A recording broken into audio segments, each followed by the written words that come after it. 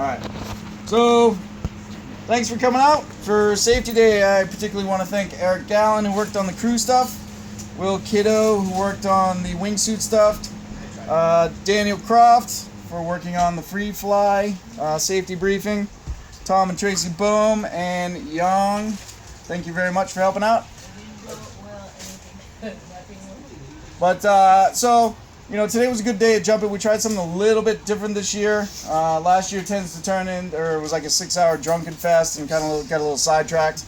But I welcome your feedback. If you guys want to change anything up for next year, we can kind of revisit that. So feel free to give me feedback. Hey, Billy, can you shut the door? Thanks. Okay, everybody got pizza? Everybody got beer? Good? All right, so let's get started. So welcome.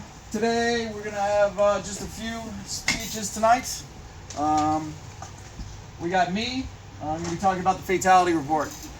And then we got Robbie Spencer, Mr. Robbie Spencer from the loft over there.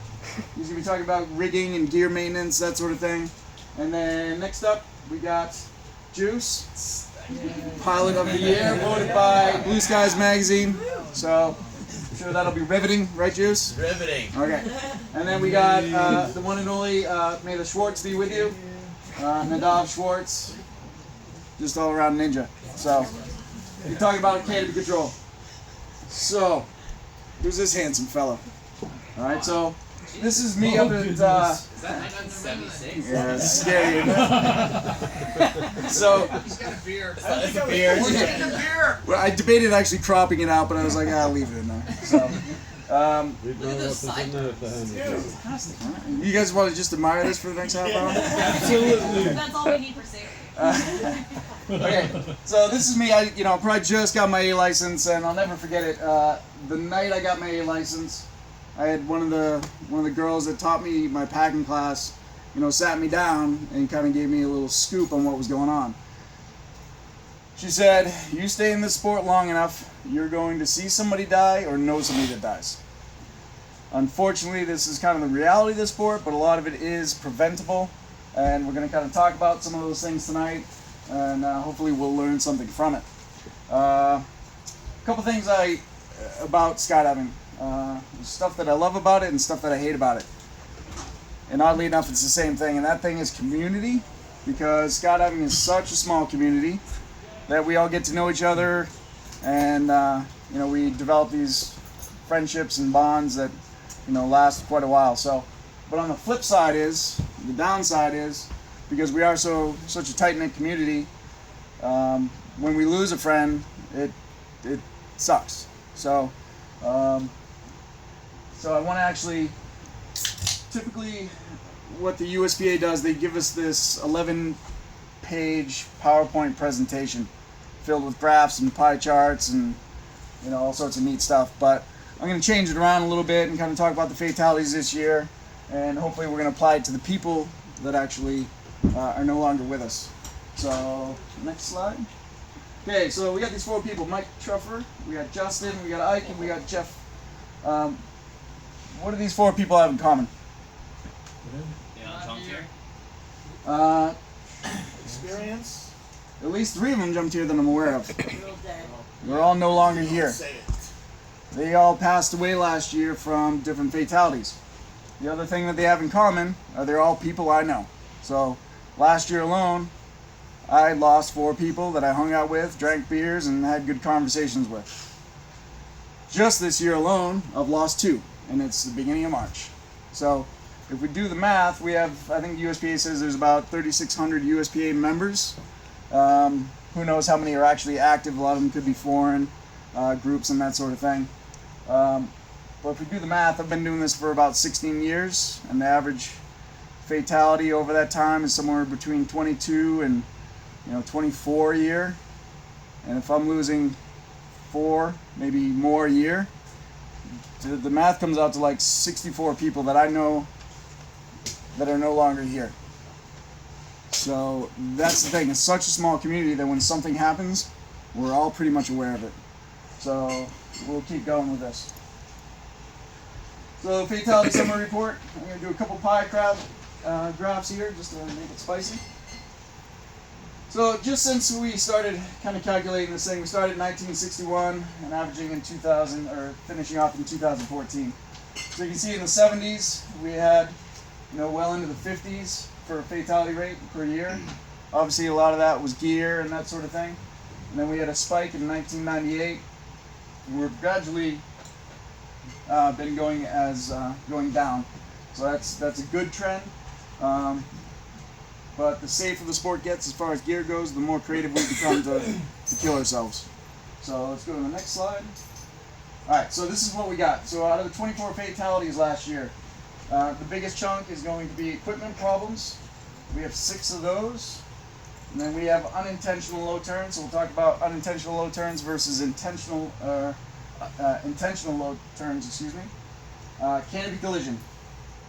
Then we have freefall collision with 2, no pull suicide with 2, reserve entanglement with 1, no pull low pull 1, medical 1, cutaway no or low reserve deployment, and then we have incorrect emergency procedures with 1, and then finally dust devils. Okay, so let's go to the next one. What's that? Question? What? So there's no reserve opening a part of the equipment problem? Like if the reserve malfunction? Well, we have a main reserve entanglement. We'll work with me on this one. I'll get to that. So let's just look at the experience level. And this is going to come up into play a little bit later. Initially, the big chunk are D-licensed skydivers, 16 out of the 24. D-licensed, 500 jumps or more. So what you consider a quote-unquote master skydiver, or somebody that's more experienced.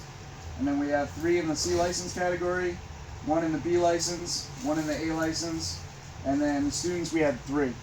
A couple of those were tandems actually. So we'll go from there. Okay, top thing. So we got equipment problems. There's a bunch, and I'm not going to go through them all, but I'm going to pinpoint the people that I know and how they, had their accidents. So Mike Truffer. For those of you that don't know Mike Truffer, he started Skydiving Magazine back in the day. It was almost like a precursor to Blue Skies Magazine. Really, really cool magazine out of DeLand. I knew him from when I spent some time in DeLand. In essence, what happened, whether it was packing or something to do with a slider, he had a really hard opening and broke his neck on opening. So, I think the lesson to be learned from this, pay attention to how you're packing. Check your gear. Every pack job should be an inspection on your gear. Right? Make sure you're paying attention to where that slider placement is, quartering your slider, making sure the line stows are tight, and that sort of thing. Equipment is, we come to rely on it, but we need to pay attention to it because it's the one thing between us and our demise. So, pay attention to your gear. That's the stuff that's going to save your life. Okay, next slide. All right, Justin. I think a fair amount of you in this room may know Justin. He used to jump here, jumped over at Paris quite a bit. We have intentional low turns. Now, it kind of up to some debate whether it's intentional or unintentional, but the USPA is putting it in the intentional low turn category. The difference between an intentional low turn and an unintentional low turn, personally I don't see a difference, but an intentional is an intended high performance turn. An unintentional one is doing a low turn for obstacle avoidance or something of that reason.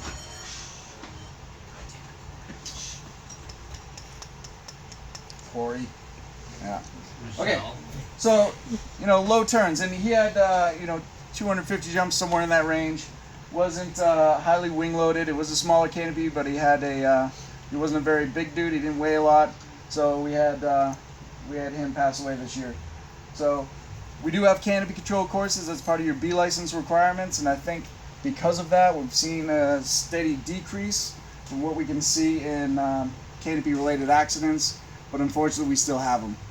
Okay, so if you have questions on canopy control, we're here to help you out, and talk to somebody you trust, a qualified canopy coach, to help you out and make that a little bit safer for you. Okay, next slide. Canopy collision. we had 3 of those this year. The 2 I think were the 2 that collided were high performance canopies. Obviously, high performance canopies, the faster we're going, the more risk we're going to have, and that's why most drop zones should have a separated high performance landing area to keep high performance traffic away from the general traffic, where it should be a standard, downwind base and final. So, but I think one thing that's very important that has kind of come up a fair amount lately is the decision between the difference between hard deck and decision altitude. I hear silence.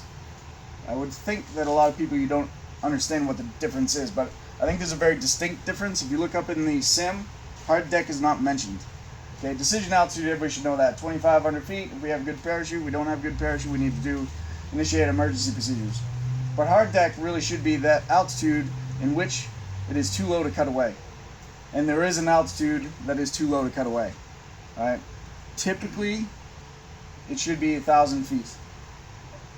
The only time you would ever cut away under 1,000 feet is if you have a 2 canopy out situation and you're in a downplane. Alright, now, we can get into the discussion of skyhooks and that sort of thing, but skyhooks can fail, RSLs can fail, AADs can fail. They are backups. So we need to have this in our mind. And now as a student, we were taught we start our pattern at 1,000 feet. Alright, so at 1,000 feet, to me, this handle on this right side, this red handle, is off limits. So once I initiate my pattern, I think to myself, if anything happens, the only option I have is really, if I can't get out of it or I can't fix it, is to pull the reserve, get as much fabric over your head as possible, and try and save yourself. Because we know that most canopy collisions are made somewhere from base to final because everybody's looking to where they're going and they don't see the traffic kind of coming in this way. So if we're at 200-300 feet and we have a canopy collision and we're in a wrap, you can't really be thinking about this. So, once I enter my pattern, this handle's off limits. So I already set myself up that if something does happen, I know exactly what I'm going to do. Okay? So, but obviously avoiding canopy collisions is the best way to, avoid the situation altogether. Paying attention, head on a swivel, knowing your pattern, knowing your wing load, who's on the plane with you, and what wing loads they have, and where you're going to be in the jump run, and how to navigate that traffic depending on your wing load. Okay? So, next one. Freefall Collision. This particular one that I'm thinking of happened to be a relative work jump. It was a formation skydiving, just simple belly. Basically, the guy got caught in a burble, kicked him in the head, knocked the other skydiver out. Did not have an AAD. So the thing that a lot of you newer jumpers need to understand is if it can happen on a belly jump, guess what? If we start tracking, we start wingsuiting, we start free flying, we angle fly, the speeds are going to increase dramatically. So, if we're tracking or wingsuiting, worst case scenario, because those guys are moving pretty fast, maybe 120 miles an hour, somewhere in that range, if we go head to head, you're hitting something at 240 miles an hour. So, the bigger the speed, the more dangerous it's going to be, and we really need to think about it. So as a newer jumper, think about where you're going to be. It's all well and good that we start free flying, but a lot of people don't understand the ramifications that if we make a mistake. And the results are going to be much greater than a free fall, regular belly jump, right? And I see it on tracking jumps. I know somebody personally live today because of their AAD. And the video is quite impressive because he just got clipped with a foot in the head and it just hit him hard enough where it knocked him right out. So on that, if we can learn anything from that, AADs, obviously they're backup, but they do save lives. So think about that and what type of jumping you're going to do and what kind of equipment you're going to have. Okay, next one. Alright, suicide. I don't really have much to say about this, but everybody is here because they think this sport is great. Let's keep it great. Don't do this thing at a drop zone. It just sucks for everybody. Okay, so I don't really want to get into that, but it's kind of a dick move, I think. Okay, next. Okay, reserve entanglement. Does anybody know who this gentleman is? Okay, world-class wingsuiter. One of the best, if not the best. Essentially what happened to him, his pilot chute was not cocked. So he pitched the pilot chute out, had a pilot chute in tow, The deployed on the lower side. The main ended up coming out, and as the main was coming out, the automatic activation device fired, and he had a main reserve entanglement. So, what we can learn from this is pay attention to your gear. Make sure everything's cocked. Make sure your sliders uncollapsed. Pull at the correct altitudes. And this happened to be a wingsuit jump. And I don't want to get into wingsuits and that sort of thing because we had that discussion earlier today. But paying attention to your altitude, pulling on time. Altitude is your friend. The more altitude we have, the more time we're going to have to deal with situations that may arise. Okay? So, next one. Low pull, no pull. Right for this one. Okay, this particular one, interesting. What we can learn from this is the rig didn't fit the guy. It was too tight. And what had happened was, the handles weren't really in the right place, and he had a rough time reaching it. Did not have an AED, and went in. So it's common to see people jumping borrowed gear that doesn't fit them, and then that creates a whole new set of things. If the yoke is too small, it creates problems with the risers on opening. It may affect the handles. It may be too big for you, you can't reach it. It may be too tight for you, or maybe the handles are back here and the handles will move. So it's important to jump gear that you're familiar with and that fits you appropriately. Okay, next slide. Okay, cutaway, no or low reserve. I think 2 years ago we had a rash of these things.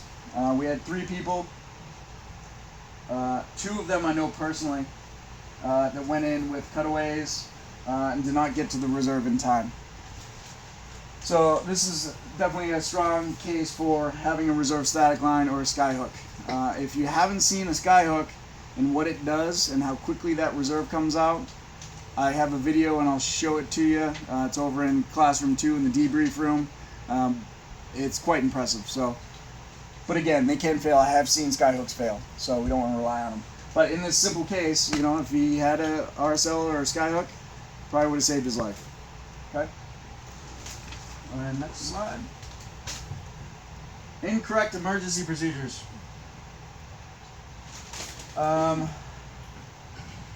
So I saw a few people today get into the hanging harness over there. I didn't see a lot.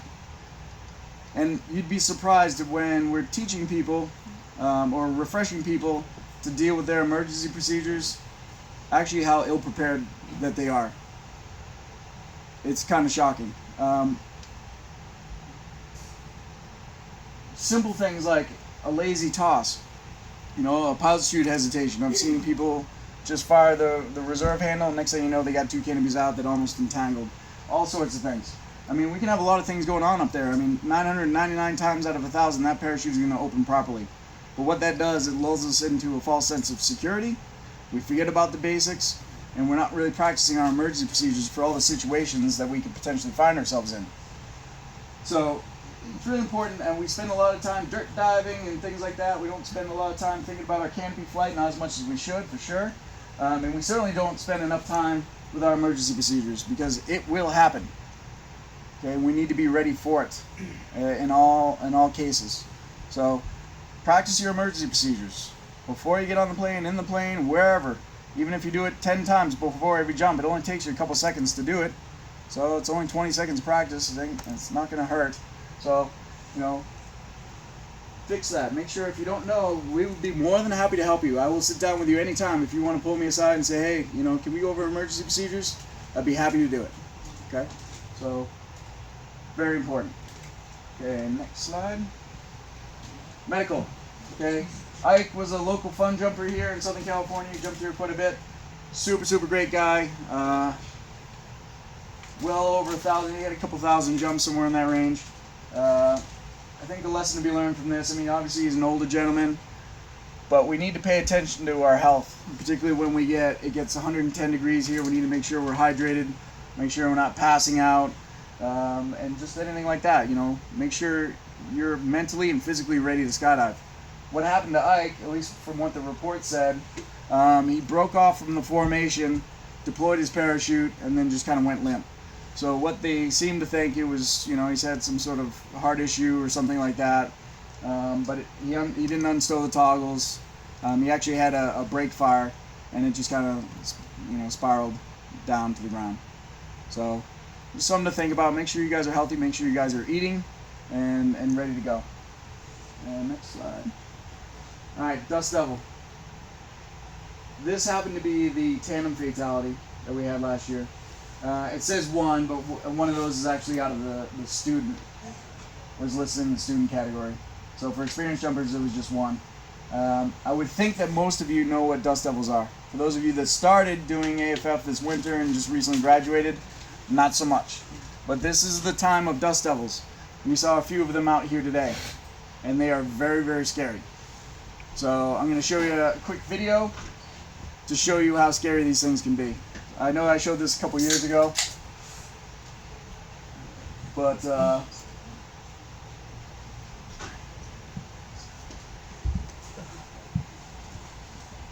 this is a Chaos cross brace, highly wing loaded.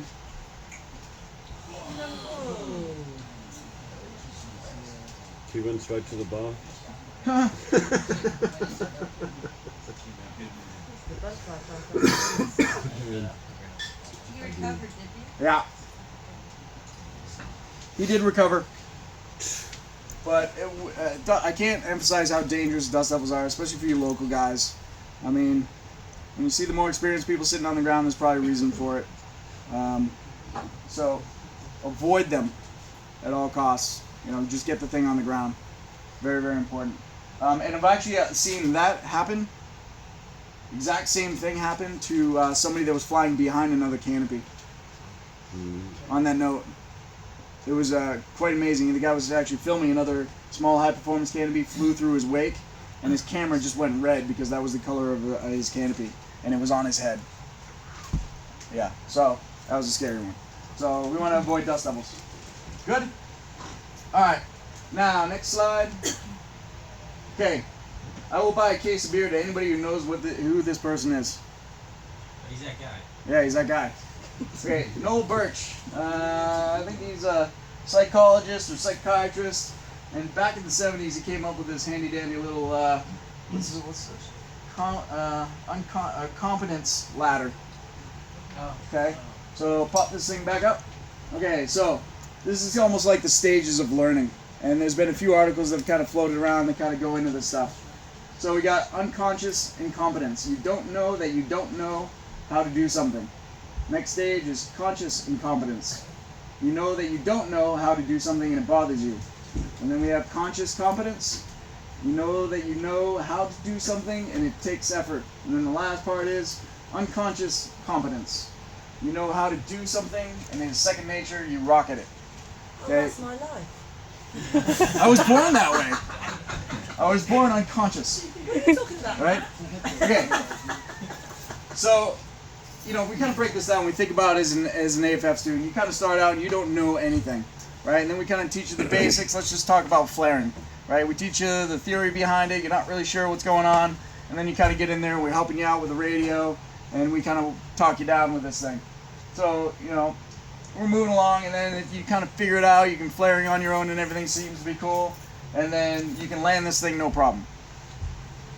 Make sense? But this, I want to actually challenge this a little bit, because if we go into wingsuiting, same kind of thing. You know, you don't know what you don't know, and then you kind of start to figure things out, and then it just kind of comes second nature to you. So wingsuiting, crew, belly flying, free flying, canopy piloting, whatever. Right? You think that you got everything. So you think that you're over here, right? Fair enough? But if we go back to that original slide where we looked at the people that passed away last year, where were they? D-license. The people that thought they were over here. But in all reality, they're probably somewhere in the middle. They're just unconsciously complacent. Or that. But the thing is, you know, there's people here that have been doing this sport longer than I have. But I've seen a lot of people pass away. And I think what I've learned is when we look at the fatalities from year to year, it's the same thing. And if we look at some of the people that are in there, they have way more jumps than everybody in this room. So my question is to you, I got two questions. Where do you sit on this slide, honestly? How much do you know? Because you'd be surprised at what you don't know. And the other question is, are you really better than them? Do you think you're better? Do you think you're different? That it's not going to happen to me? You know, when these people have more skill and more experience than you do? So that's kind of really what I want you to think about. Because these aren't just numbers on a pie chart and a graph. These are people that we all know. And they will be people that you do know in the future. Hopefully it's not you. So I just want you to take a serious look at it and think to yourself, because study the history that is in here. It's the same fatalities, same categories every year. So we keep making the same mistakes every year. And it's usually the same type of people. And for the more experienced people that are in this room, we can look around and we see people on the drop zone that probably aren't in this room, that we look at them and go, they're going to be on this chart next year. So, I don't know if I got anything else to say. Anything else? Questions? Yes, sir. And I hasten to bet, and this is interesting you brought this up, that me and a couple of guys have used this exact same chart. We've all come to the conclusion there's not a single person in group 4. Yeah. Like, it doesn't exist. Yeah. You think you're there, but you're probably not. Because if you sit through, like a wingsuit course with Scotty Bob over there, or canopy course or whatever, you sit through and you're like, wow, I thought I knew. Like when I do my B license canopy courses, they're like, I'm just here to get the B license. And then they actually sit through the course and they're like, I really don't know what I'm doing. I really don't. And so the more we actually open up and learn and ask questions, the question is, the question you shouldn't be asking is, how do I do that? It's, you want to think to yourself, what don't I know? And then maybe go in that direction. Because you'd be surprised at what you actually don't know. And that's where, going to safety day and sitting in on seminars and being a part of things, you're always going to learn something. When I go to different drop zones, I'll actually go and ask them if I can sit in on an AFF course. Because I don't know everything. I may listen to another instructor and I'll be like, well, that makes perfect sense. Never thought of that. So go to a different wingsuit coach. Go to a different canopy course. Learn as much as you can, because that stuff may help you out in the long run, for sure. So next slide, I think last slide. It's going to be safe, because safety is cool. Hey. All right, so thank you very much. Next up, we got Robbie. Robbie.